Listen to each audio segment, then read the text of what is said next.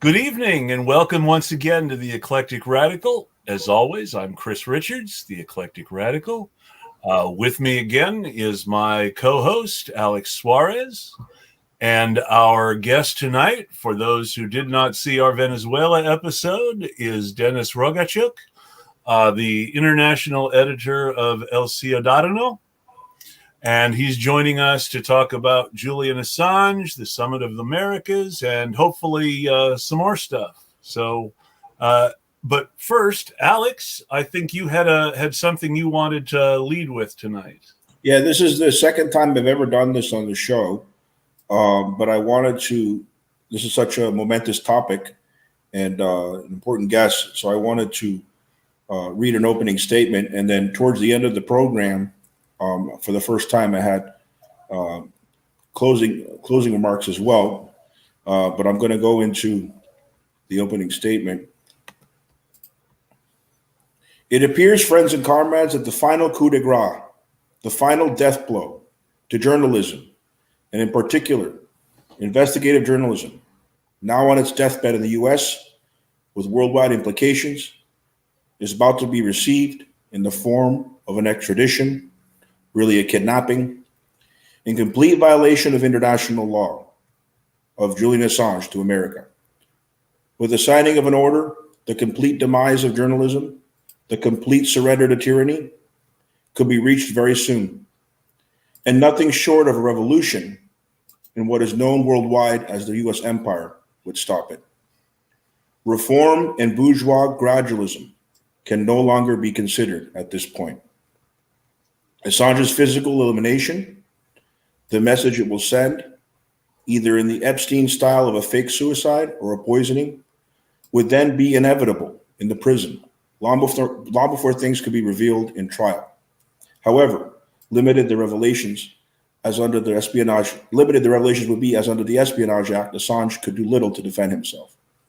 As the CIA has admitted to plotting to kidnap and assassinate the former leader of WikiLeaks, the great journalist publisher Julian Assange, for revealing the truth of the U.S. imperial corporate state's corruption and war crimes against children, civilians, and journalists, as well as how they rigged elections at home and abroad, it's clear what will happen. The legal vassal state of the U.S., known as UK, utterly under U.S. control, that it made clear with this persecution, known as lawfare against Assange, has been more than complicit in Assange's decline, as well as his homeland, Australia, another vassal state of the U.S. imperial order. At this point, any diplomat or journalist who will stand up to the U.S. in any nation, from Venezuelan Ambassador Alex Saab, who successfully defied U.S. sanctions, to Julian Assange, who showed us the truth, is no longer safe. The chilling effect is very real and can be seen on how things have been reported not properly by the corporate press, either by omission or straight up lies. Assange's father told me once, U.S. imperialism has its clutches all over the world. WikiLeaks revelations have helped spark revolts from Tunis to Madrid, from Washington to New York. I took part in those revolts, and I'm confident transparency is the way to save us from corruption, not bourgeois laws that justify its continuation or are applied in hypocritical fashion. To be kept in the dark is to assure ignorance and an inability to be a journalist and make the right questions to those in power. On this subject, I have the honor to interview journalist and colleague and someone I consider a personal comrade, Denis Rogatyuk, alongside my colleague Chris Richards this evening. Very good, Alex. Good to have you here, brother. It's a great, it's a great way to start this off, to kick this off. No, and I think that we were all expecting the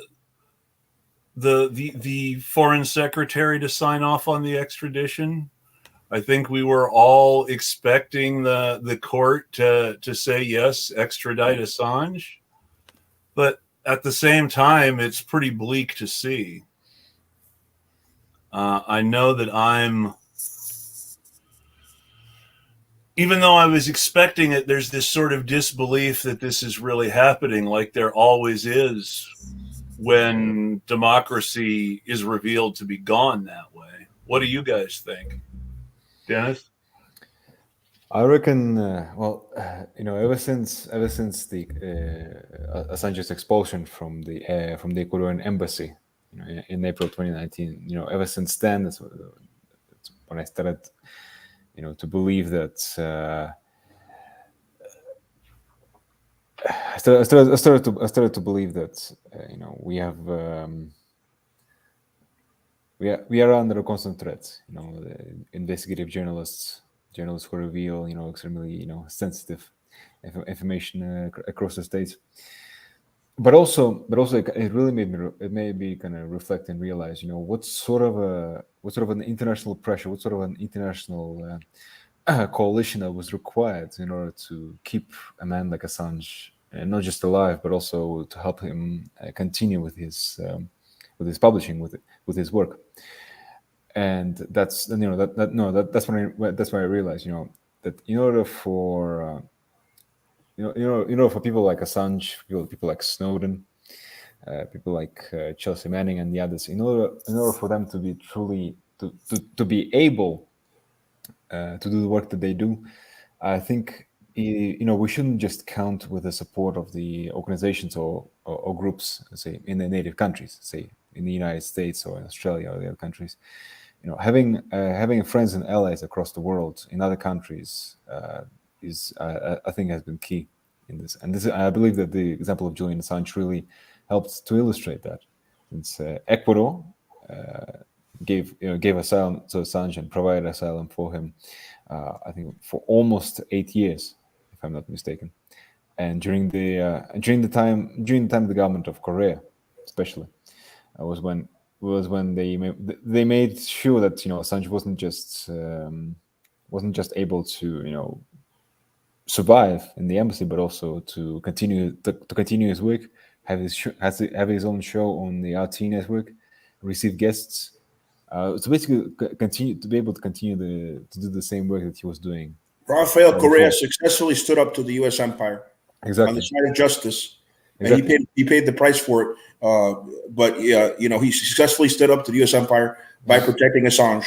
And what's important to understand is Lenin Moreno, he did two things in exchange for giving up Assange. He gave the U.S. access to the Galapagos Islands, which is a very sensitive environmental area. So he gave them a base, and he gave them Assange. And in exchange, he got millions and millions of dollars. I don't know the exact figure from the IMF. But you know what they're going to ask for later, what they always do. And they do it in Europe. They don't just do it. They did it in Greece. They don't just do it in the third world. They're going to say they have to reverse all their social programs in order to pay back those high interests. They have to privatize everything and cut their welfare rolls and this and that. And it's always the same thing. It's forced austerity combined with privatizing the public. Absolutely. Moreno left Ecuador as, I believe, the least popular president in Ecuador's history since independence, since Bolivar's time, basically. He left with nobody wanting him there. Is there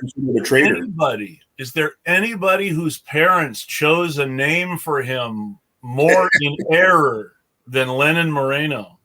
That means the brown Lenin. But he's nothing like Lenin, that's ironic. Which is even more horrible. Well, it's like saying, Vladimir Montesinos. Which is even more horrible. Well, who was a corrupt Peruvian official. Well, he was named after Vladimir Putin. I'm sorry, Vladimir Lenin, but he's another corrupt. So, here's a better example. Benito Mussolini was named after a leftist Mexican politician named Benito Juarez. Yes. And his parents were, at least his father was a socialist, and he was a socialist when he was young. Well, remember, that's ironic, right? Until World War I, Mussolini was a socialist. Yeah. The fascisti started. He was against entering World War I and remained a socialist in the beginning. When he changed on that, then he went full fascist. Yeah. The fascisti started out during World War I as a breakaway section of the Italian Social Democratic Party that supported the war. Because unlike the German Social Democratic Party, which supported the war wholeheartedly, the Italian Social Democratic Party said, no, we're socialists, we're Marxists, we're not going to support the war. But there was a group of Italian Social Democrats who did support the war. And that was Mussolini's group eventually. But that was the group that Mussolini eventually joined and eventually became the leader of. At the time, the leader was someone else, one of their older and more respected socialists, but who was also a military veteran and a patriotic guy too. So it was a weird combination. But yeah, the fascisti were the started out as the pro World War I socialists in Italy and became more right wing over time. I wanted to ask Dennis about Alberto Garzon. I mentioned him briefly to him last time. He's part of both Ambassador Saab's and Assange's international legal team. Do you think if Assange is brought here, Dennis, that Garzon will arrive in the United States? I know he hasn't come to the United States since what happened with Ambassador Saab. Would he have issues coming to the United States? What's your opinion on that? I know you've interviewed Garzon. Yeah, no, I have. First of all, it's Balthazar Garzon, not it's Balthazar. Oh, did I get the confusion again with Alberto? I'll just call him Jurist Garzon from now on. Balthazar Garzon. Well, Balthazar continues to. I think he continues to be more in the role of an advisor to the Assange legal team rather than being a lead, being the lead attorney, from what I understand.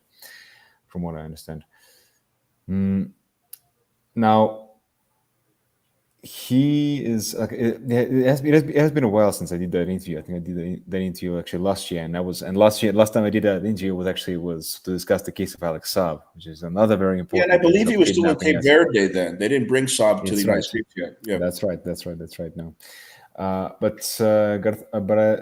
mean, I imagine I would guess that Garzon would be on top of this.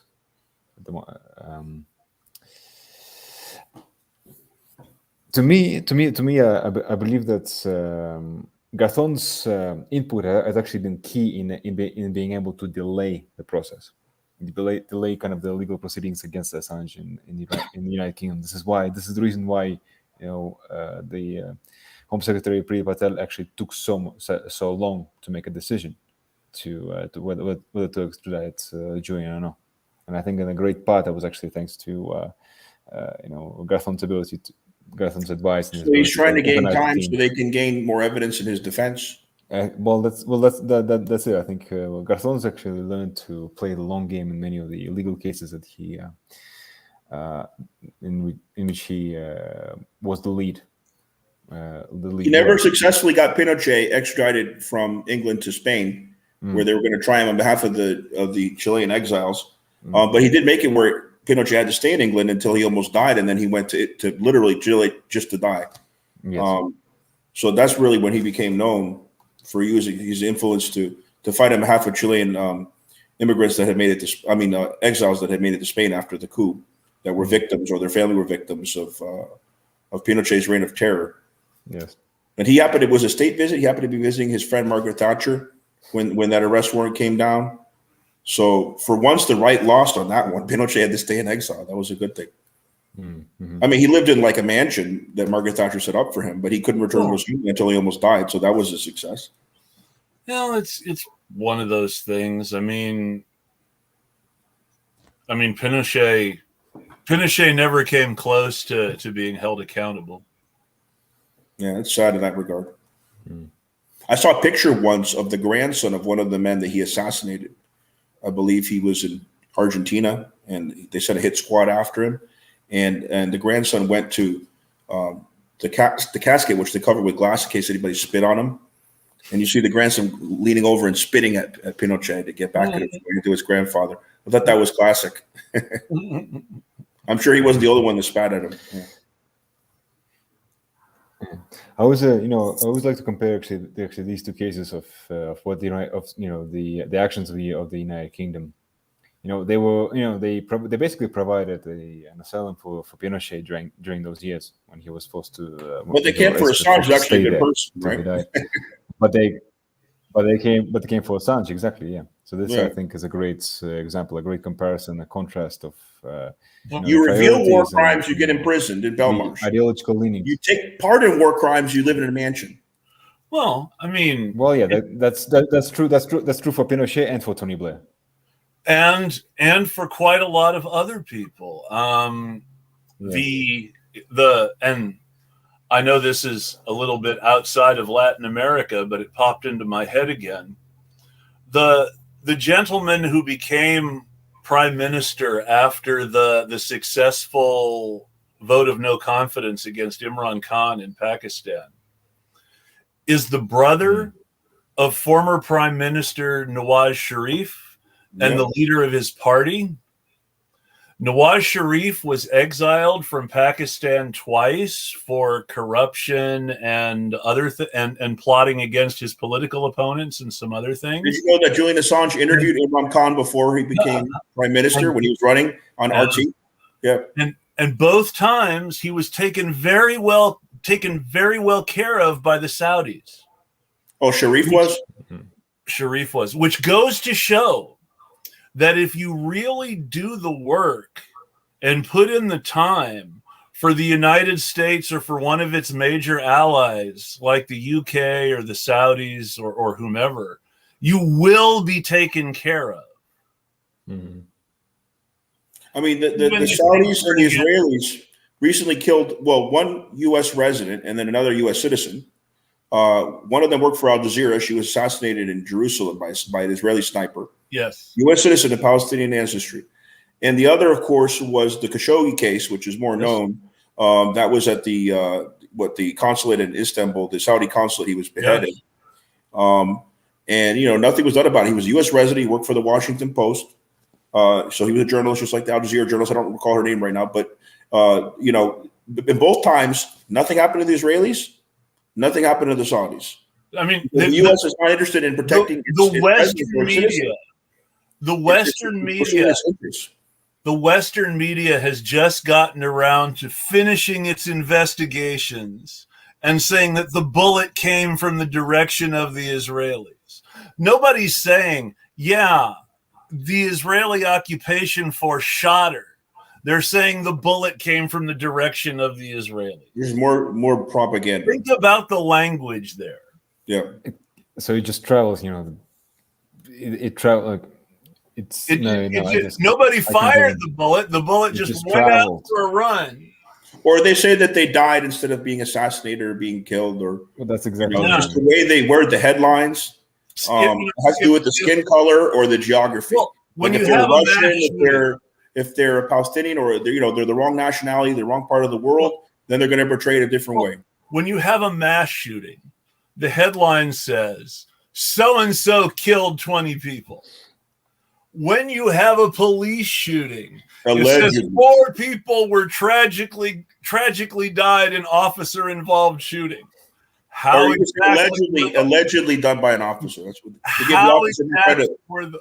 How exactly were the officers involved in the shooting? Let's go into some detail here. They pulled the trigger.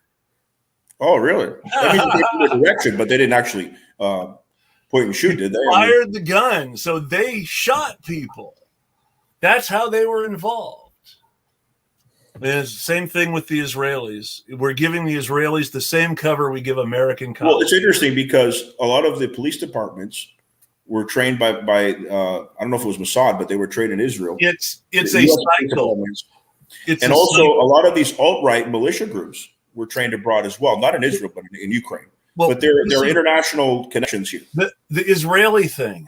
So the Israeli training thing, you have to understand that originally our SWAT teams were going to Israel from the United States to train the Israeli occupation force in what they called urban warfare, which was, taking down buildings with people in them and possible hostages and stuff like that. So originally we're training them. Now it comes back around where they've been doing this for so long, so successfully, and so ruthlessly that now they're training us. It's the same thing with the military stuff where American soldiers went on leave from the U.S. Army to go join the Israeli army during the 1940s. When they tear gassed us in 2020, when I got that was an Israeli tactic. I wouldn't be surprised if the Jacksonville police were trained by the Israelis, because they use tear gas on the Palestinians all the time. They do it in Al-Aqsa, in their mosque and all that. An American journalist, Linda Tirado, was shot in the face by the cops during the George Floyd protest and lost an eye. Yep. The tactics of shooting rubber bullets up into people's eyes instead of down at the ground like they're supposed to be fired is from the Israeli cops. Of course, they practically invented it. And isn't it true, Dennis, they did that in Chile when they had the right-wing president there? Was it Piñera? They did that. They shot people's eyes out in Chile, right? Well, to be honest, this is the tactic which has been adopted by every single state security force all across Latin America. Chile, right, and Dennis, Colombia, lives in Latin America. He would Brazil. know. Yeah, that's correct. So this is the kind of tactic that has been replicated all Bolsonaro, even though he's expressed admiration for Nazis in the past, has good relations with Israel, and I wouldn't be surprised if the Brazilian police have gone there for similar trainings. There is a very strong relationship between the Israeli and the Israeli military and the Brazilian military. I did not know military police receive the Brazilian military police. They receive extensive training. They I think there's at least 1,000 Israeli advisors in Brazil at the moment. See, I was arguing the other day on Twitter that right now Israel has more influence over London than Washington, and I'll explain why. Well, so Jeremy Corbyn, the number one reason why he failed to become prime minister is because he was defamed by Zionists. I don't say Jews, Zionists. Many of them claim to be Christians. And they were trying to say he was anti-Semitic because of his positions on Palestine. And it was successful. It stopped him. That was one of the main reasons. I'm not saying it was the only reason. Today, AIPAC could get barely any presidential candidates to show up to their meetings in Washington. But they paid for massive publicity accusing people around Bernie Sanders of being anti-Semitic. Yeah, they did similar things. Now, but that wasn't the main reason why Bernie lost. I'm not going to pretend that Bernie Sanders is some socialist messiah for the United States. Right. But the simple fact is they did all the things to Bernie Sanders that they did to Corbyn. Similar, yeah. Doing what they did to Corbyn was less about his positions on Israel, as that was just an easy thing to call him anti-Semitic over, especially since anti-Semitism is a big problem in the UK, always has been, and is most in vogue among the higher echelons of society. Who tend to be right-wing. Corbyn is not a member. Right. Corbyn comes from a working class background. Middle class, but I would say lower middle class. Mm-hmm. But certainly he's always advocated for the working class. I was I used to live in the UK. I lived in the UK for about a year while I was doing my studies. And even that was, I say, particularly during those particular years of, let's say, like the smear. That time period, that kind of was when I was able to be there, and I can certainly say that this didn't the biggest problem, I'll say, the biggest kind of political offensive against Jeremy came from within the Labour Party, because the Labour Party itself has a very strong Zionist lobby, right, inside, and has had for quite a few years, and say I believe the organization is called Labor Supporters of Israel, or Labor Israel, something along those lines. Was let's say one of the members of it were some of the key ones who had actually supported the smears against Jeremy. And in the end, however, I believe that the Jeremy's mistake was actually being far too apologetic, and actually kind of failing to stand up for himself and stand up for for the rest of the left wing leaders. Yeah, I heard how he responded to the issue. Kind of made it worse, but the issue would have never even arisen if it hadn't been for the Zionist influence in the media and in the political groups and in the opposition to Corbyn. Again,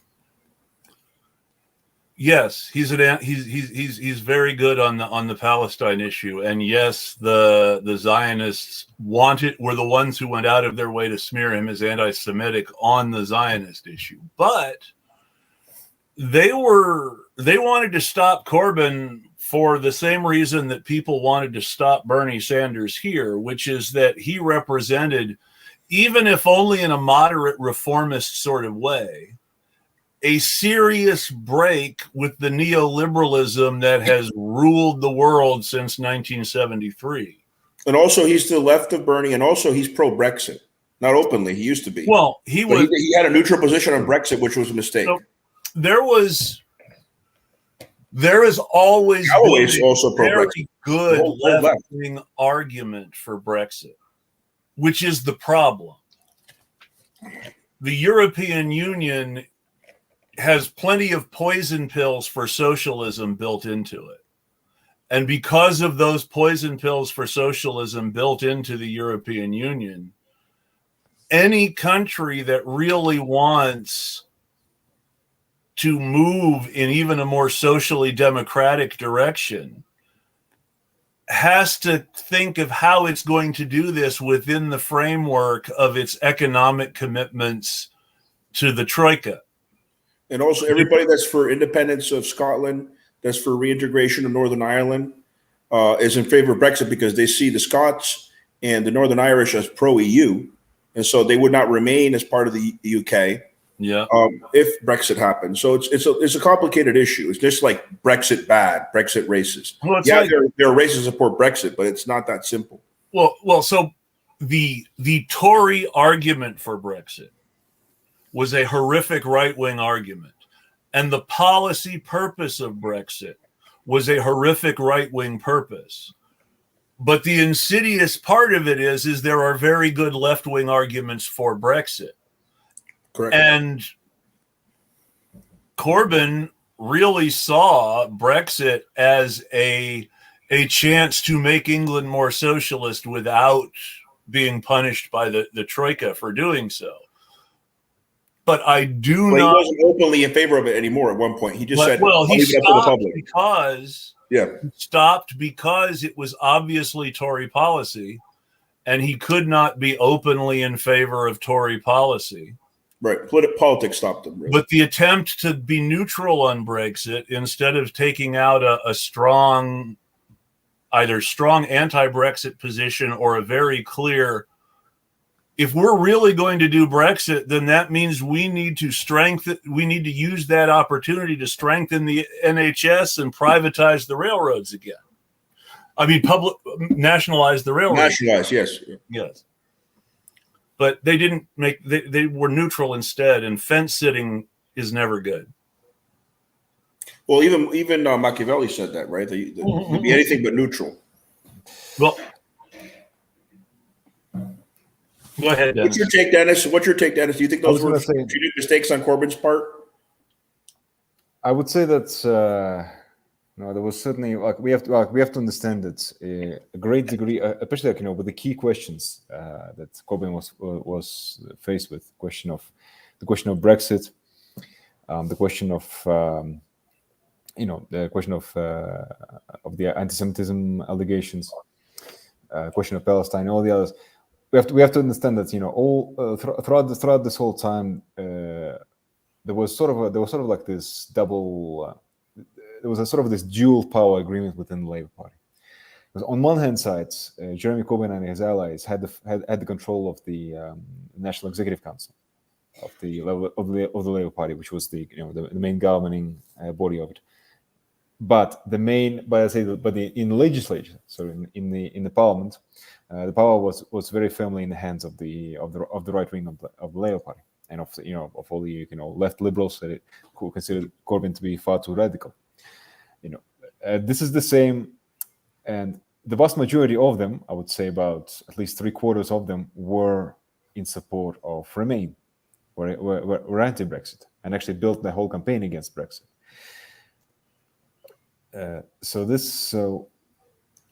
have to remember that a great part of Jeremy's policies was constantly being constrained, by this constant trade-off between between the Labour Party structures which he controlled and Labour Party structures which which opposed him.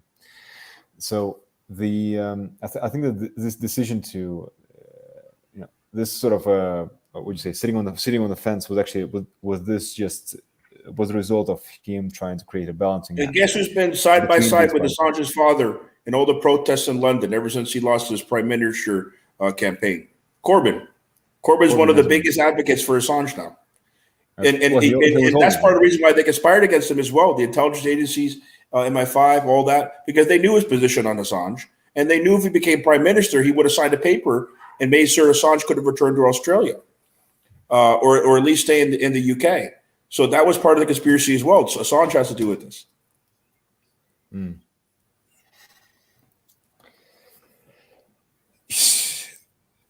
Jeremy Corbyn also, Jeremy Corbyn. It's an interesting thing that he also offered.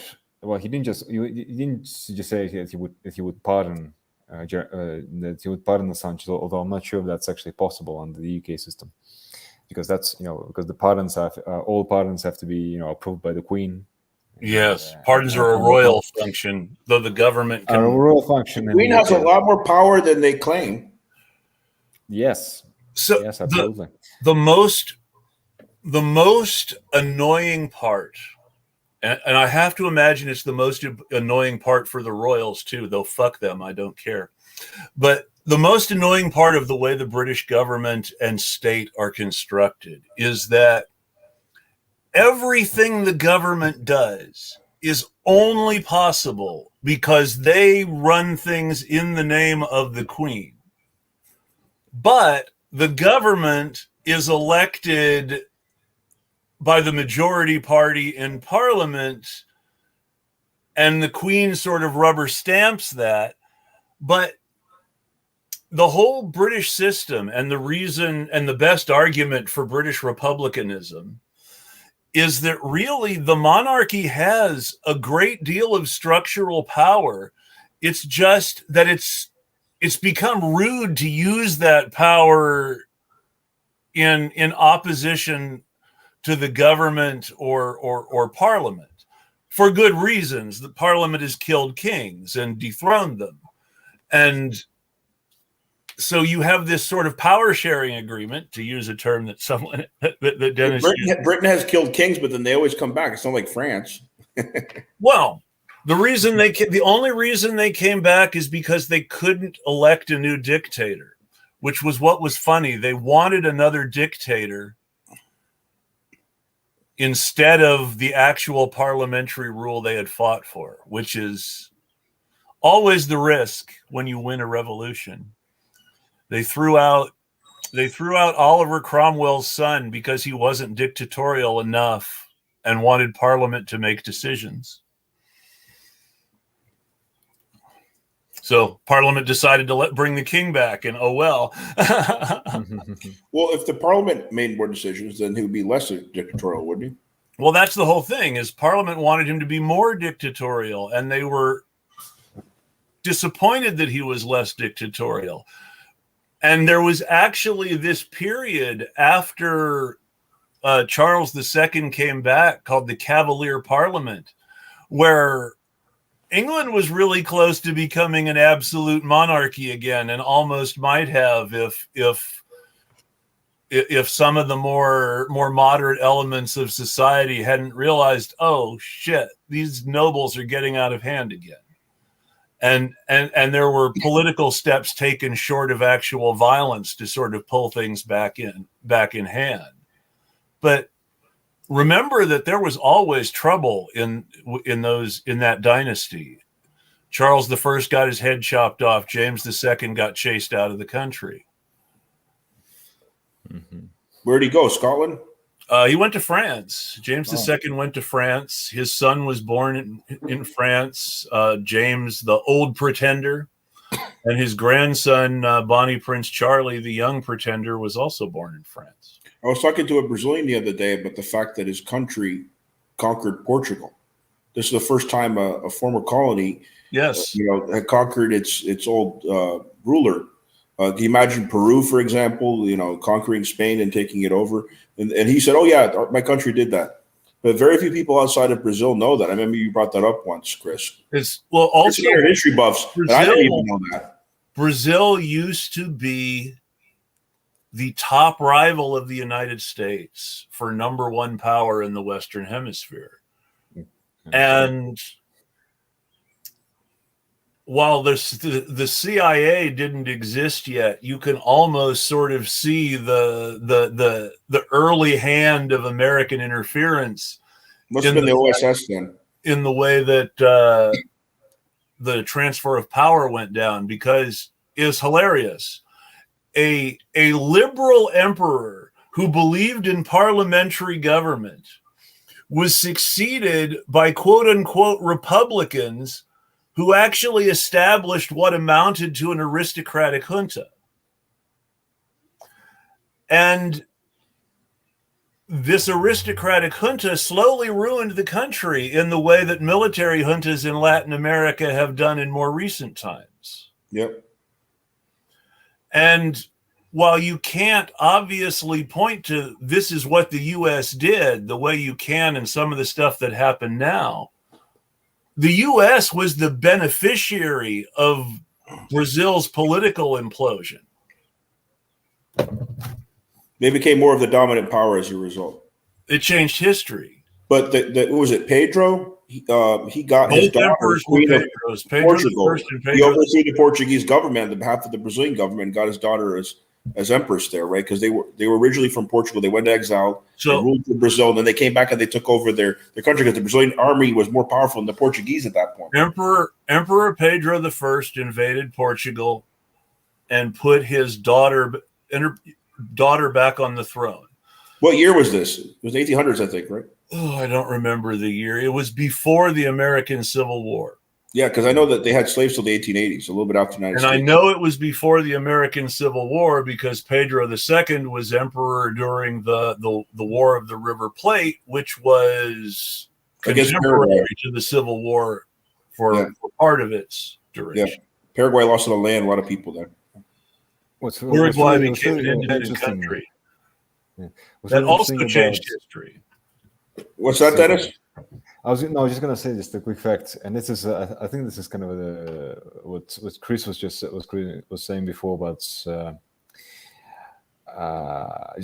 of a historic note that when Pedro succeeded in the takeover of Portugal, he was simultaneously Pedro I and Pedro IV. Yes, Pedro I in Brazil and Pedro IV in Portugal. Yeah, interesting. I'm glad you know about this. Yeah. And he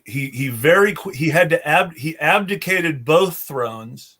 He abdicated the Brazilian throne to his son Pedro so that he could stay king of Portugal long enough to make sure that his daughter was firmly on the throne and ready to succeed him. And then he abdicated that throne as well and just sort of stayed in the background for the rest of his life in his daughter's reign, while Pedro II became very successful in Brazil and brought the country to really the height of its power, and then couldn't manage his own succession or the transfer to a parliamentary republic after his reign was over well enough to prevent the political implosion that made the United States eventually the world's great power. Because up until that moment, it could have been Brazil that ended up the most powerful country in the world one day. Which would still be considered a European power because it was ruled by a European monarch. That's right. Well, it was both, because on the one hand, Brazil was an independent country that was more powerful than Portugal, but on the other hand, it was still ruled by the Portuguese royal family. Right.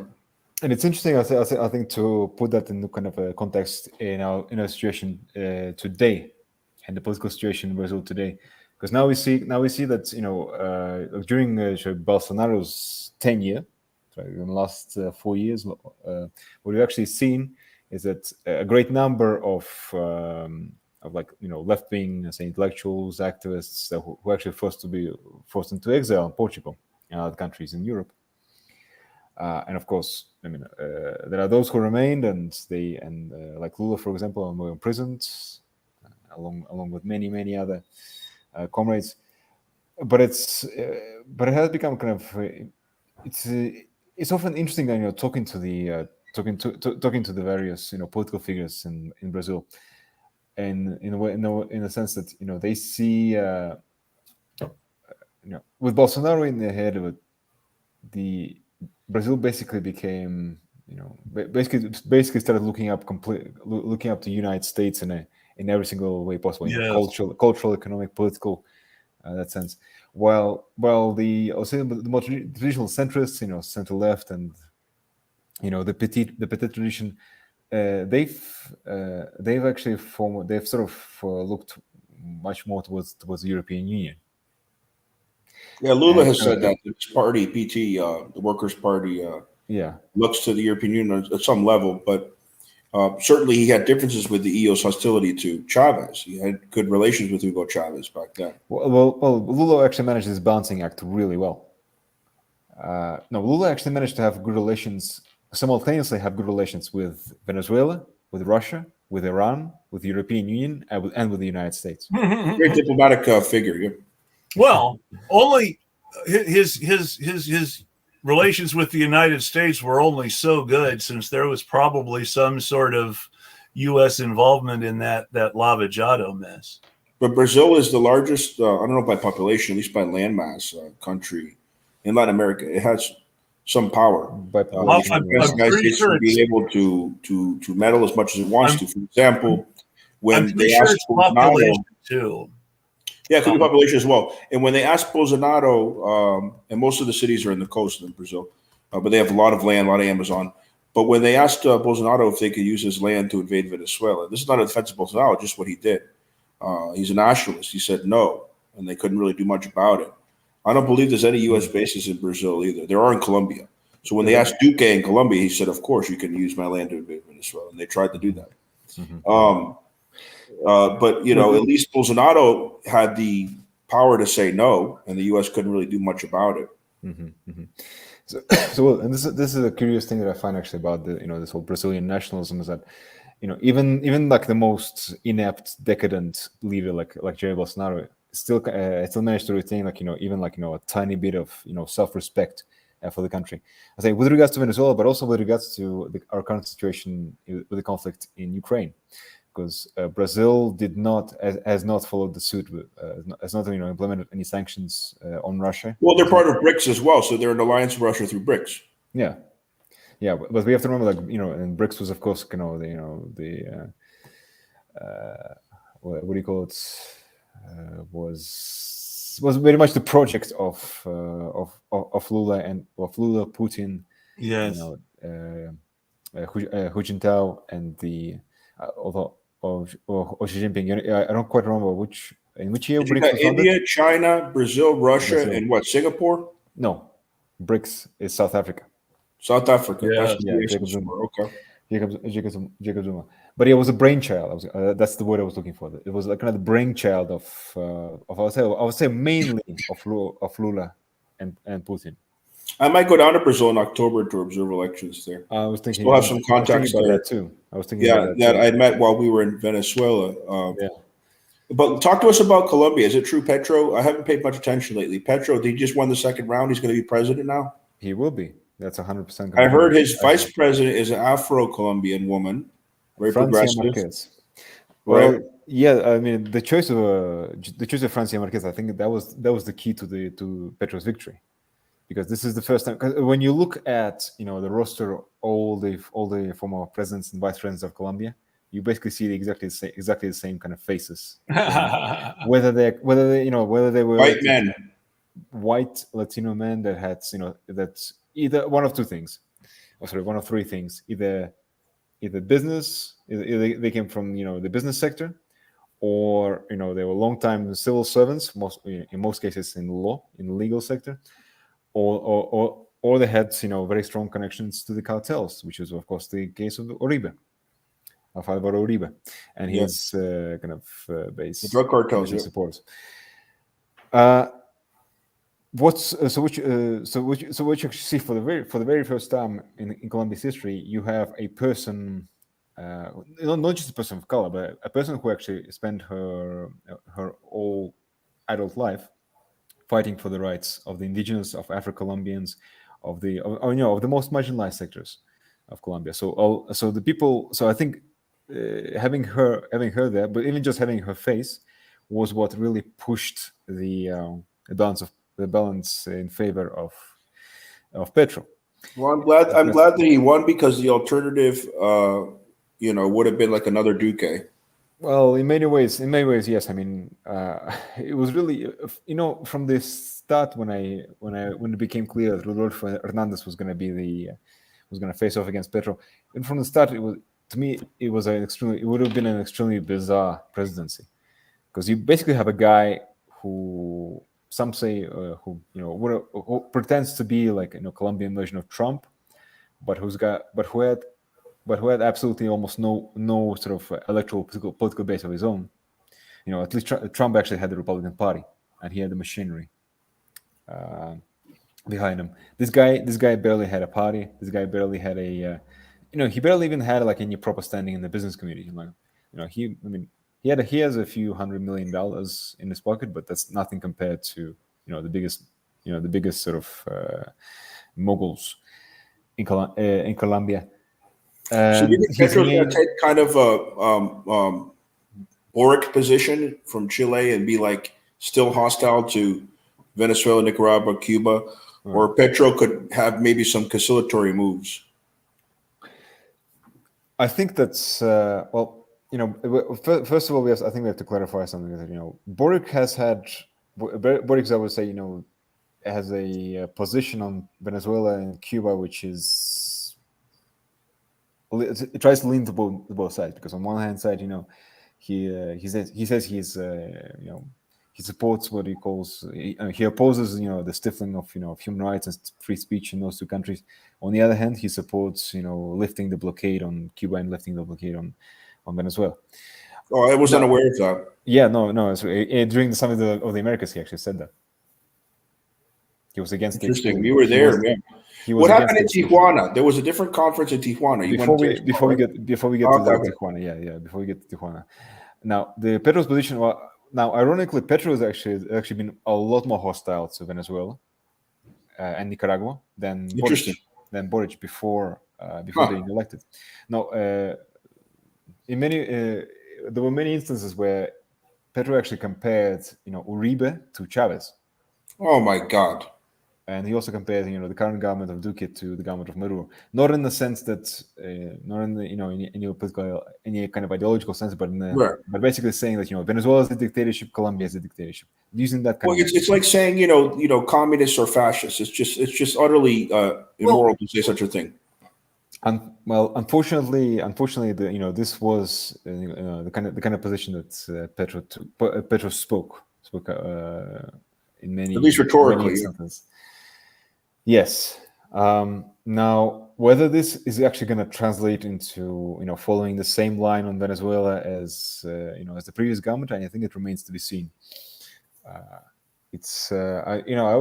wonder if Petro's case could actually be one of those cases where he's extremely hostile. In some ways, he's like the mirror opposite of Boric. So extremely hostile against Venezuela and Nicaragua, during before the election, but when he comes to power, maybe he actually recognizes Maduro as the president and actually starts to dismantle all this military structure has been built up against. What I think would help? I think if Lula becomes president again in Brazil in the fall, I think that'll help pressure Chile and especially Colombia to restore diplomatic relations, because think about it, Argentina's already restored diplomatic relations with Venezuela. Yeah, Peru has as well. Yeah. So that's and when Brazil starts to have good relations with Venezuela, that's I think really gonna sway them in the right direction. And there was some criticism of the guy who won in Peru, saying he was a reformist and not a real socialist, and he was anti-Venezuela, but then he restored diplomatic relations. Yeah, he did the right thing. He had a lot of pressure from the oligarchs, but he himself, I believe, is a leftist. He has some centrists around him. He had to make some compromises. But so he himself is a very serious leftist. His party is the strongest of the quote unquote real socialist, by which I mean reformist still, but actual socialist working class parties in Colombia. And his first foreign minister literally started a group in Peru that went to Bolivia to fight alongside Che. And he had to resign from pressure, but he started with revolutionaries like that, Pedro Castillo. So. And the official Peruvian Communist Party was part of his electoral bloc. Now, there's also a revolutionary communist party in Peru that is still out in the hills shooting people that told everybody not to vote, and whoever won very marginal was illegitimate. But the official Communist Party in Peru was part of the electoral coalition, as I understand. Well, you were in Peru during the election of Pedro Castillo, just before you were in Venezuela, Dennis, right? Yeah. And so, did you see a lot of working class support for Pedro?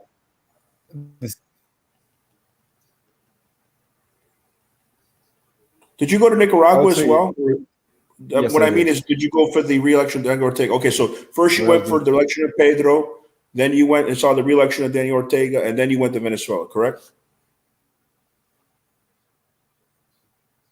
You're kind of freezing up. I'm just trying to get the chronology to remember correctly. I know you travel a lot. Are you there? I think you may be frozen.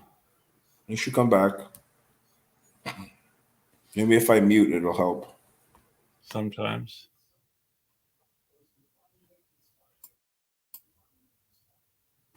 Write us in the chat, Dennis, if you're having issues reconnecting. Okay, I can hear you.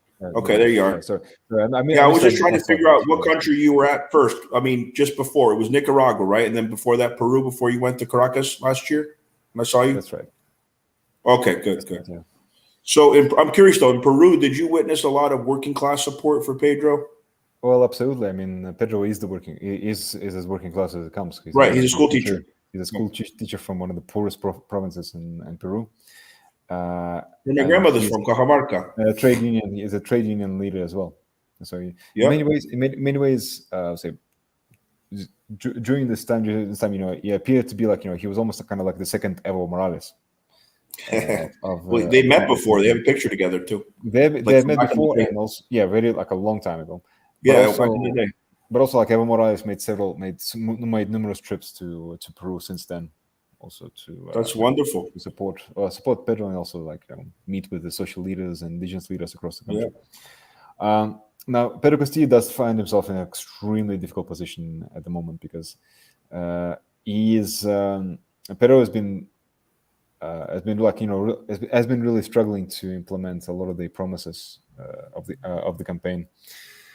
And often, forced to contend, with the Congress, which he said, which has now filed some like three separate no confidence motions in an attempt to overthrow him, and all three of them had failed.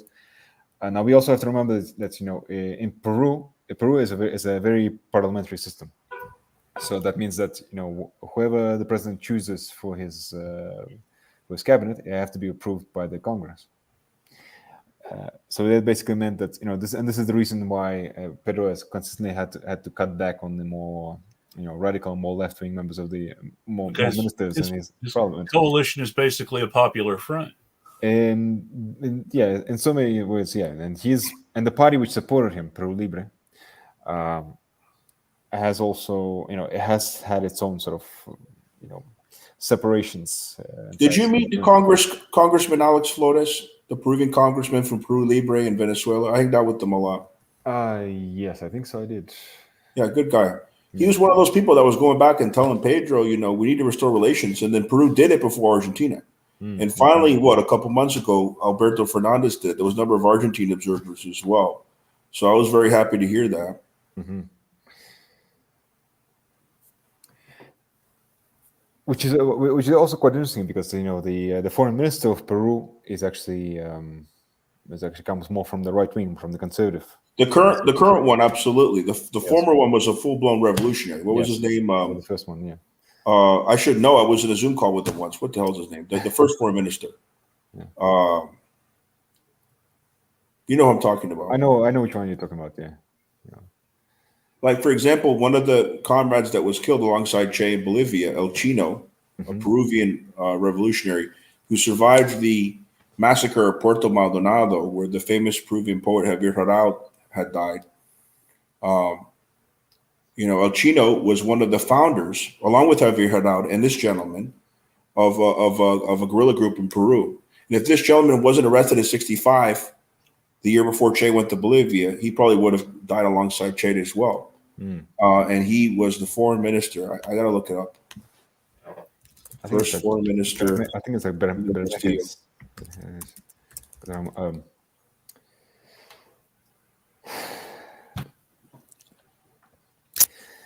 But yes, unfortunately, the current foreign ministry of Peru has been, like I said, trying to kind of sway to both sides. On Hector Bejar. I know it's B something. B. I remember that. Hector Bejar. Yeah. The current foreign minister of Peru has basically also tried to kind of lean on both sides because actually Peru on one hand side recognizing Maduro, but also on the other hand side supporting voting with the OAS in many of its many of the condemnation. I'll say on the question of, say, for example, of Nicaragua. So Peru did not let's say did not consider the elections in Nicaragua to be free and fair. That's what that was. Well, you were there. What did you see? That's what I saw. I mean, free and fair, right? Sorry, the elections. You mean? No, the elections were just organized just as well as I've seen in. I mean, the quote unquote opposition leaders that the U.S. was claiming were being kept off the ballot were actually members of Ortega's own party who represented a breakaway group that didn't have any official standing and were basically just sort of social media celebrities to make it look like Ortega had betrayed the revolution. Guaido can't even do Facebook Live from a restaurant in Venezuela anymore because he was kind of a social media fake president. You saw him the other day when he went to a restaurant, I believe in Caracas. They physically removed him. There's a whole video of them chasing him. The chairs. Throwing chairs at him and everything. What a loser. And actually, it's intelligent on Maduro's part not to make him a martyr because the moment he throw him in prison, he'd become popular with certain sectors of the society. The fact that he's so marginalized and hated by his own people, Maduro doesn't have to do anything. Guaido's been completely delegitimized, and the U.S. keeps sending officials to Venezuela. I don't know if they did it again recently, to ask about buying oil and because of this oil crisis. And they're not talking to Guaido about it; they're talking to Maduro. Well, and they have gone out on a limb and said that they still think Guaido is the president. Nancy Pelosi said the other day, "This is worse than what's Aleppo moment." Gary Johnson, 2016, worse because at least Gary Johnson didn't recognize the city of Aleppo.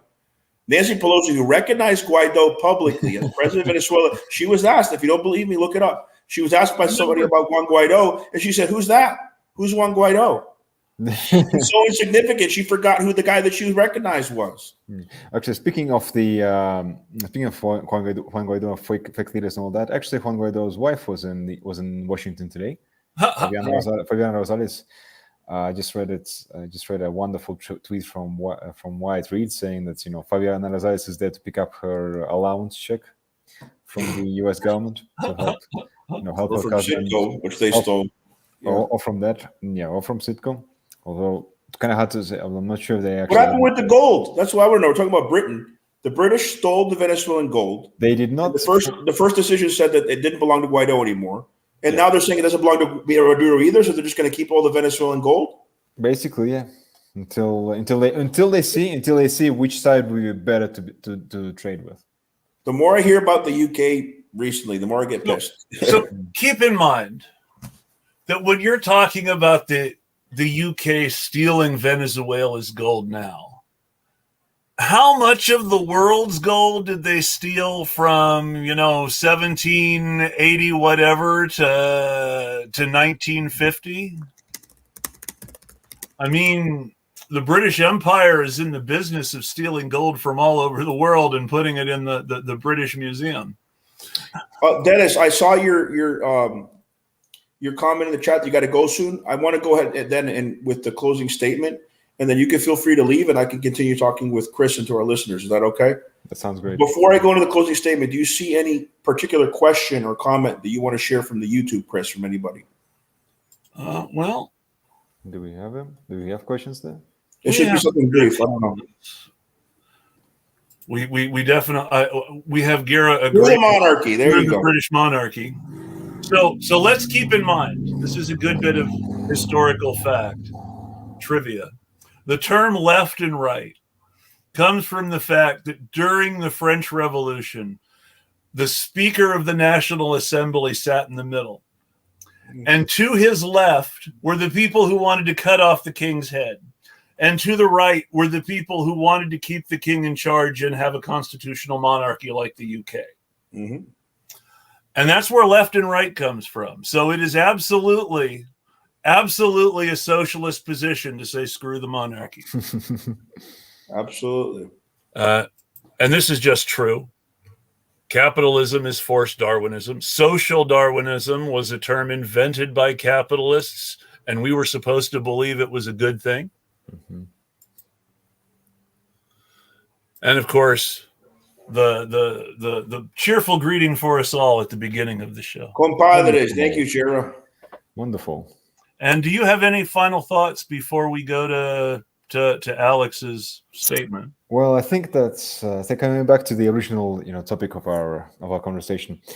I will, with the rise of the new left in Latin America, Colombia, Chile, Honduras, Mexico, Argentina, Brazil very soon. I think, and I'm pretty sure, in the current right-wing president in Ecuador is not going to last very long with the mass protests that are taking place against him. I think that you were going to talk about Ecuador, so he's going to be ousted pretty soon, right? That certainly seems to be the climate, the political climate at the moment. Yeah, because he's almost just like another Lenin Moreno. I mean, well, Correa's guy lost, and it's going to be hard. Well, in all of his policies, yes, but this is the guy. At least Moreno had a majority in the National Assembly. This guy doesn't have. This guy barely scrap together. 30 deputies to back him. Now, with this new collection of left wing presidents across Latin America, what I would really like to see is kind of like a united front for Julian Assange across. Absolutely. And this is and this is so much for transparency in Latin America, in the world, in many ways, Andrés Manuel López Obrador of Mexico is already leading that. Yes, he offered him asylum. I was very impressed by that. And he actually early, I think today also Andrés López, AMLO has also written to Joe Biden, actually asking him to pardon Julian Assange. Yes, he's doing more than the Australian government. Here's the greatest journalist out of Australia's history, and his own government has abandoned him. And the guy who took over as Prime Minister of Australia in the past said things that were pro-Assange. Yes. So that's how screwed up this. Anthony Albanese, the new Prime Minister of Australia. I'm not going to say he's perfect. He's had to make some accommodations with both Trump and Biden to help the U.S. enforce its border from the Mexican side. That's something that Mexican presidents have been forced to do by NAFTA for a while now that we don't draw enough attention to. But AMLO, on important things, he stood up to the U.S. But AMLO may actually be one of the more radical leaders that we've seen in Latin America recently. In the terms of Cardenas or Velasco, continually standing up front and not being afraid to say boo to the U.S. Mm-hmm. And he helped facilitate the dialogue between the opposition and the Chavistas. And then when they withdrew because of what happened with Alex Saab, he didn't criticize Maduro at all. He understood. You don't kidnap a diplomat. AMLO understands all of this. So, anyways, I wanted to go into my closing statement. This will be my last program for a while. I need to dedicate my time to self-care. I have sought the path of revolutionary activism for 21 years, often making great sacrifices in the process. This is not uncommon, and I'm not saying my activism was any more special than others. It is fitting on this 21st day of the month of the 21st century, I point out the 21 years I have been involved with the sacred causes. However, often us revolutionary activists care too deeply about others, not just about the cause, and this can affect our personal lives. This can be a strength or weakness, but at times it is necessary to leave the fight in order to come back with new vigor. Vigor comes from the Latin word vigorem, meaning activity or liveliness. Inactivity and focusing on positive things like music and study will bring me peace, but when I come back to strive for peace and justice in the world, this will bring me peace again after the break. Of this, I'm sure for our fight for future generations. Even if destined to fail, it's one worth fighting. Fate may be set, but we have free will. I may be asked to join the fight again in a few months and decide to, or do so on my own. But for now, I must take a different path. I am confident Chris will continue the torch of revolution on this program. He may need to bring in someone temporarily as co-host, but I'm confident the radical cause he promotes, which is also mine, will continue to be shown on this program, and that great things will eventually emerge from this, despite censorship we see on the internet. This personal crisis will subside, and I know it will come out stronger, having a new path and figuring the best way to fight my own demons and the demons of society imposed on us, all the oppressed, the working class, and those who strive to defeat imperialism in all its forms, like my hero Che set out to do, dying for the indigenous people of Bolivia he loved, as he loved all humanity. We see with Arce today the continuation of Evo and Che's legacy, the defeat of the fascist forces imposed by the U.S. in La Paz, signal a rise of the left we see going on from Mexico to Argentina, as the movements start to take power and get positions of influence. Modern materialism, capitalism, makes a strain on our physical and mental health. This is especially true for those here within the U.S. empire. I know if Venezuela is invaded by the imperial monster of the North, that I would find myself in international brigades with people like Denis, fighting side by side to defend the Bolivarian nation. It was fate that when I visited Chavez's grave in Venezuela last year, a photo was taken and Denis was before the coffin at the same time, which I was unaware of till later, overwhelmed with being at the burial site of one of the greatest revolutionaries of the 21st century. Venezuela, according to the UN in 2020, and the figure is higher, has had 100,000 civilians killed by our economic sanctions, with only a population of 28 million. That's the equivalent of killing 30 million Americans. 30 million being the approximate amount of Soviets who were killed by the Nazis, more than any other nation, including 2 million Soviet Jews, who were among the 6 million figure. Denis encompasses the cause we see going on today from Mariupol to Washington, the fight against fascism, against sanctions and provocations, whether it be Russia or any other nation, as well as against NATO expansion, which is really the expansion of U.S. imperialism. When Che heard about Allende becoming governor of northern Chile, he did not criticize him. He said Allende was trying to do what they did in Cuba, but by other means. Within 3 years of Che's death in Bolivia in 1967, Allende became the socialist president of Chile. However, with the U.S.-backed coup in 1973, the rest is history. It took 25 years, but with the election of Chavez in 1998, the left had a chance again in Latin America. So too we must unite, despite differences in tactics, as leftists, to defeat the U.S. empire from within. We cannot just rely on external forces or circumstances. Most of all, we must be in solidarity with one another. We cannot rely on bourgeois electoralism. We must build a movement, learn from others, and struggle to make the revolutionary changes humanity desperately needs. During this break, if something happens to me, know that among my final thoughts will be of my comrades who traveled with me in this struggle, who stood by me and gave me a voice when no one else would. If Assange dies, either by his own hand or by that of his captors, future Assanges will be born and destroy the evil imperialism that for generations we have fought, that will be inspired by him, by us, who know the truth, who often think we are screaming in the dark and cannot be heard. But a little spark of light can hear and continue the torch of true liberation. The tears of Camila Fabri, of Stella Morris, the wives of our heroes, Saab and Assange, cannot fall on deaf ears. We must prevent their deaths, and if we cannot, plant the seeds for future revolt, for true justice in the world of my niece and the future generations. If I have a daughter, her middle name will be Juliana for Julian Assange. And if a son, instead, Julian will be his middle name. They must grow up knowing the truth. Thank you, friends and comrades. Thank you, Alex. And thank you, Dennis. I know you have to go, but I appreciate you joining us tonight. And please, I hope you can join us again sometime. Will be a pleasure, comrades. Spasiba, Dennis, for being here. Wishing all the best to Alex as well, especially. Thank you. Take care. Yeah. Thank you very much, comrades. Have a good night. Have a great night. You okay? I mean, yeah. I just want to ask because if anything happens to me during my break, makes me just a little bit nervous.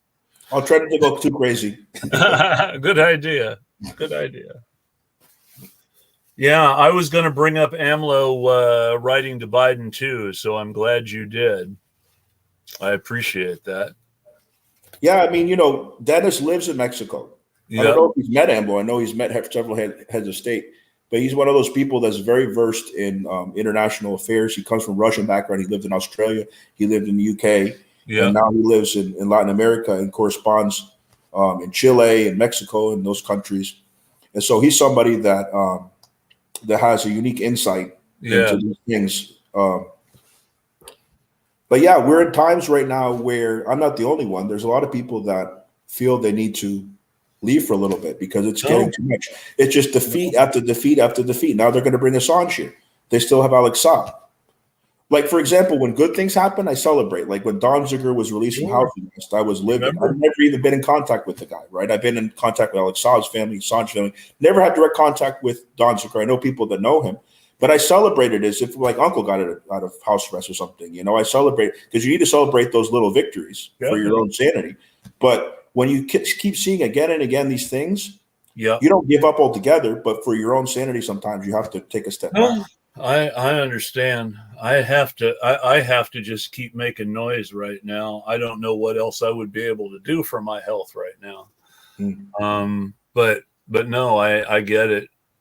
Sometimes I need to take a night off. Sometimes I need to just put my phone down and relax and not pay attention for a little while. So I do get that. Yeah, if I don't have an alarm in the morning, if I'm getting overwhelmed by things, by text, I just turn my phone off, and that helps me sleep. It makes sense. Yeah,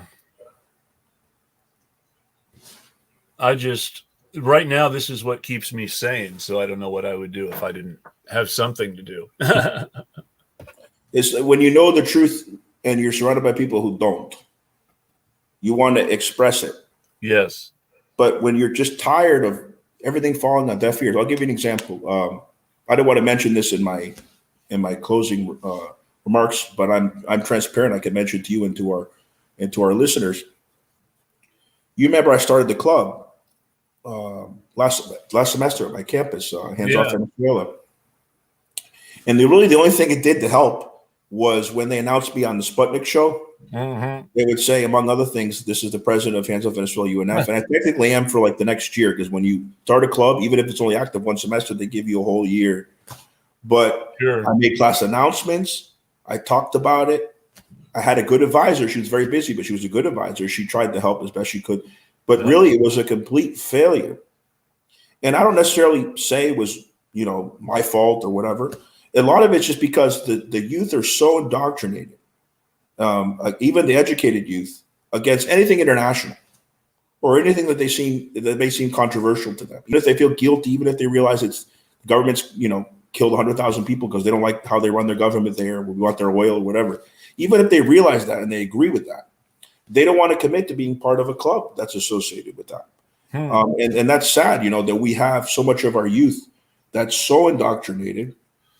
And that's why it's important to agitate for future generations. One thing you brought up on your Twitter, we've talked about it on the show, is why are all these crazy laws trying to be passed by crazy governors like down here, DeSantis, like run over protester bill and all that, and anti-critical race theory or whatever. And a lot of it is trying to prevent young white people, like my niece's generation, 16, 17, 18-year-olds, from going out and protest again like in 2020 because they were scared to death when they saw that interracial solidarity. So we have to find ways to combat that. What happened in the 1960s and the 1970s?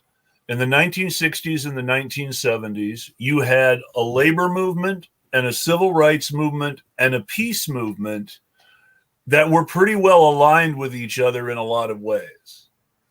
A lot of the labor leaders didn't like the peace activists, but people like Walter Reuther were at least on paper against war in Vietnam.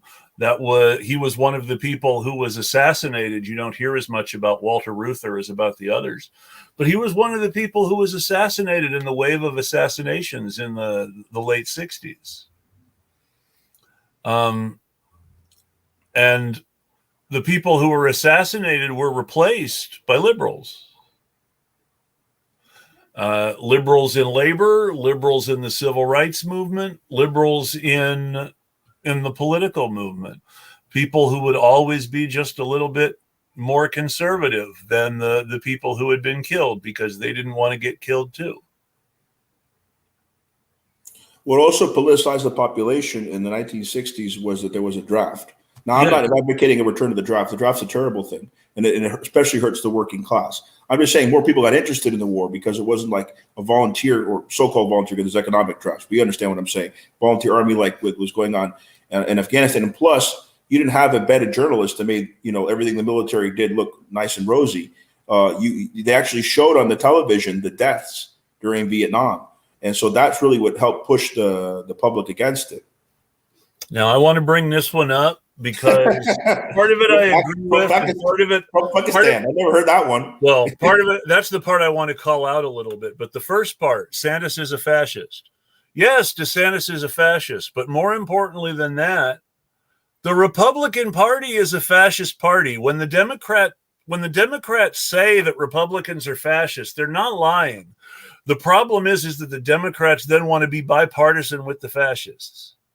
You can't be bipartisan with Nazis. That's just not how it works. Now, Trump-fuckistan.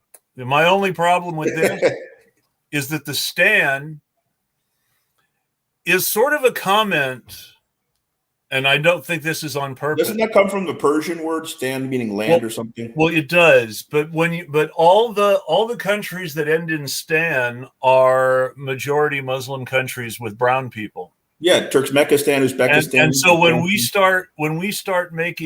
start talking about whatever "stan," even if we're not doing it consciously, we're making a reference to certain parts of the world. Yeah, they should call it Trump's not as good as us. Trump fuckville or something. Now you see that's perfect because "ville" is a good European word. And Trump comes from a European background. He's Scottish German, so. But that's just something to think about when we talk about the American Nazis wanting to impose Sharia law. Well, no, Sharia law is much more liberal than what the American Nazis want to impose. Well, part of what Sharia law is, you give a certain amount of your salary to charity. Yes, and that's socialistic. Number two is that, again, when you talk about Sharia law, you're talking about something that is foreign and non-Christian, and you're using it as that negative again. And we should be aware of that in the little ways that we do that. Republicans do that, and Democrats and leftists kind of pick up on that. And when Democrats and leftists pick up on some of these Republican ways of talking, there are deeper consequences. A lot of the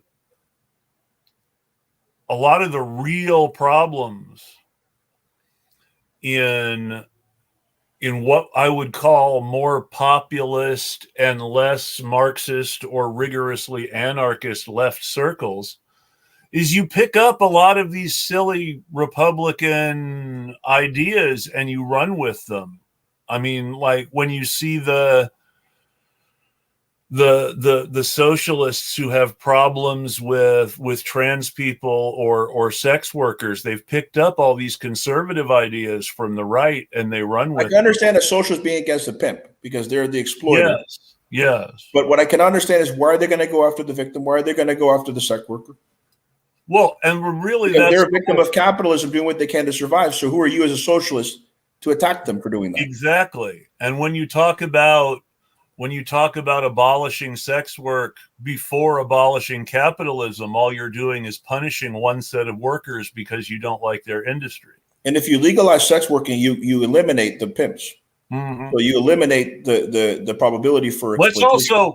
Let's also say something about the word pimp, because the meaning of the word pimp in conversation and its meaning at law are two very different things. Okay. When sex workers talk about pimps, they talk about exploitative people who exert violent control over other people's lives. Coercion, yeah. In the name of offering them security and protection. Kind of like the mafia. When the law talks about pimps, they mean anyone who might receive money from a sex worker. That means it could be a John. Not even that. If a sex worker receive money from her income to pay any of the household bills, then her husband or significant other can be arrested under anti-pimping laws in many states. Well, that's stupid then, how it is. If she gives someone else money to found a business, they can be arrested under anti-pimping laws in many states. There are these additional, and really they're ways of punishing sex workers. Yep. Because so they can't spend their own money.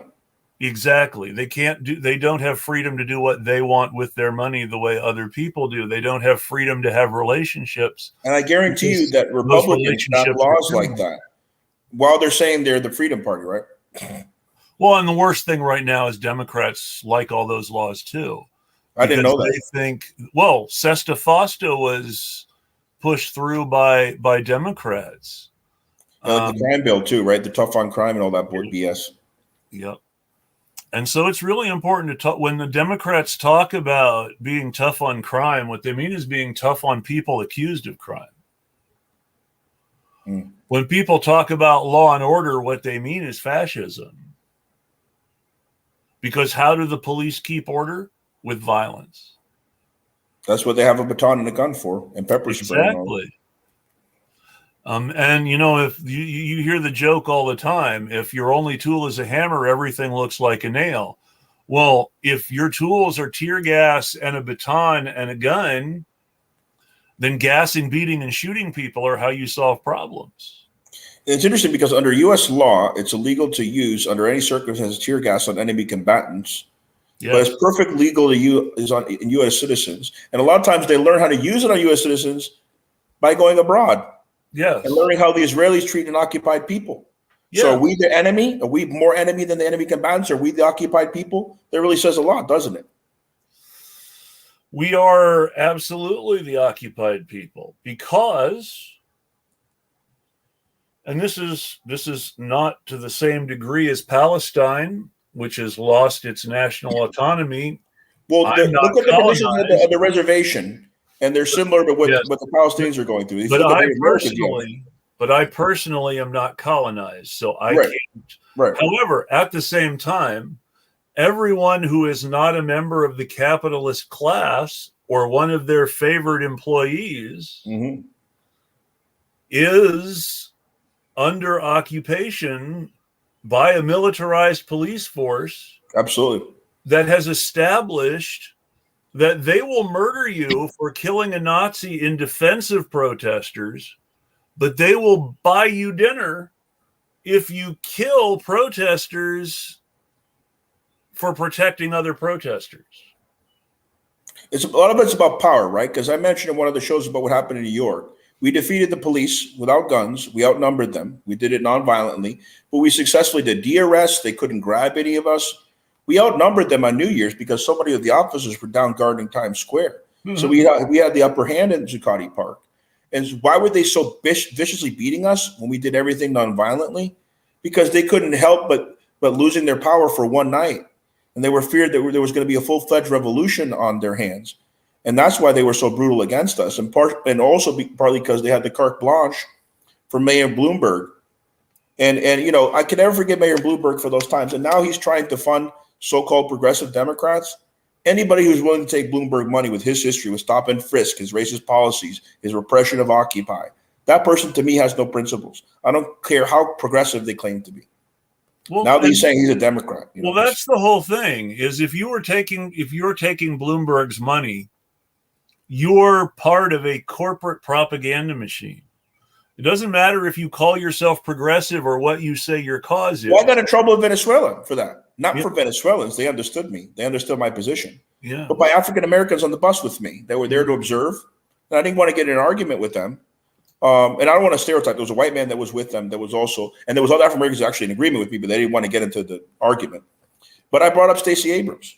And I brought up the fact that she's taken Bloomberg money. And that she's had terrible positions. Like 2 days before I went to Venezuela, I was at a Stacey Abrams event here in Jacksonville. And she said terrible things about Venezuela and about Nicaragua.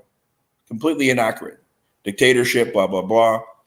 And so I said, she's saying regime change talking points. And I said this in Venezuela. And she taken Bloomberg money. And then all of a sudden, one of the African-American women that's a supporter of Stacey Abrams started accusing me of being racist. And I didn't want to get in an argument with her. But you have certain people that worship somebody to the point where they're going to ignore the money they take. And let me be, I don't know if Bloomberg ever gave money to Gillum. I did like Gillum as a candidate. I think Gillum's more progressive than Stacey Abrams. We'll put Gillum to the side. But what I do know is that the head of the DNC in Florida, Cuban guy, Manny Diaz has taken Bloomberg money. Of course. And it was terrible when he took over the DNC. And it's also terrible that Stacey Abrams, who is somewhat progressive on a lot of domestic issues, has a terrible position on foreign policy. And it takes that money, Her positions as her reputation as a progressive on domestic issues is a little bit exaggerated, but that might be a topic for another show. Yeah, that could be true too. I haven't looked into that. I do want to comment on this because I think this is a good final comment and a good ending note for the show. Mm-hmm. Someone is going to mutate a virus and get those corporatists. Well, this is a movie. This is a spy movie from, I believe it was the 70s, might have been the 60s, maybe even a little earlier. But the movie is called The Satan Bug, in which a CIA agent finds out that a biological weapon is being engineered for use against the West by the Soviets. So there is a movie. It sounds like Dr. Strangelove. There is a movie about the KGB creating a biological weapon to take out the capitalists. That's funny.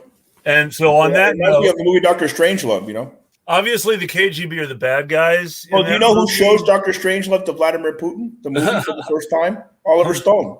It's in his documentary with Putin. He showed it to Putin. Isn't that ironic? He's showing how the world came to an end with the Soviet Union versus the United States. Because he asked Putin, this movie came out in the 1960s, just randomly in an interview, have you seen Dr. Strangelove? And Putin's like, no. And so they take time to actually watch it together. Yeah. So, but I thought that the Satan Bug was a good place to. I haven't seen that one. I want to look that one up too. Stars George Maharis, so it has to be from the 50s. George Maharis wasn't around in the 60s or 70s. Yeah. George Maharis is a CIA agent who finds out about that they're making a biological weapon with secret backing from the Soviet Union to take out the capitalists, and has to foil the plot. So that has been that has. There was a plot against Gillum. Part of the reason why Gillum never became governor of Florida is they found out he was bisexual. They got him drunk. They probably drugged him. They put him in a hotel room with one of the gay guys that he knew. I know that there was having an affair there. I don't know anything about so he was disgraced after that. He even lost his job at CNN. See, CNN are supposed to be tolerant of bisexual and homosexuals. And after that happened, he lost his job at CNN. He lost his political career, and he can only go behind the scenes now. Mm-hmm. But if he had won instead of DeSantis, we'd be in a whole different situation right now. And I'm not big into the Democrats. But Gillum is certainly more progressive than Stacey Abrams. He's somebody anybody would be better. Did good when he was mayor of Tallahassee. It's that trap, or anybody would be better than DeSantis, or at least you would think so. In the same way that, in theory, anyone should have been better than Trump, and yet Biden continuously fails to manage to be better. If the centrist Democrat who wasn't Gillum had won the governorship, we'd be probably in a similar situation here in Florida. So I'm not just saying like any Democrat's better than DeSantis. Oh, I know. I'm saying that I almost think anybody is better than DeSantis, but then I'm also catching myself. I thought anybody was better than Trump and Biden. Exactly. And look what Biden's doing. Absolutely. I think that's a good place for us to stop for the night. I really appreciate your time. I will miss you while you're taking a break. Doesn't mean I'm not returning. I'll probably return in the fall. Maybe if I go to Brazil and I come back, I'll come back with new vigor after the elections there. Fair enough. But I wish you the best for your break, and we'll be thinking about you. Peace out. Take care, man. And everybody have a good night. As always, I'm Chris Richards, the Eclectic Radical, and I'll tweet at you.